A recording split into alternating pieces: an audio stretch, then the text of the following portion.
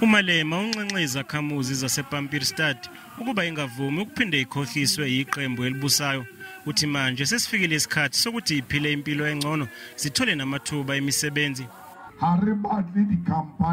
Uthi abafuni umasipala uqashe izinkampani zonogada esikhundleni salokho bafuna umasipala uqashe izisebenzi ngokugcwele.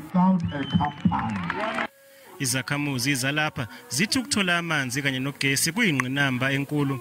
Zithi insiza zikahulumeni seyiphenduke iphupho njengoba seyijwayele ukuphila nemigwaqo engekho ezingeni elifanele kanye nenqala sizinda yenhlanzeko engasebenzi kahle.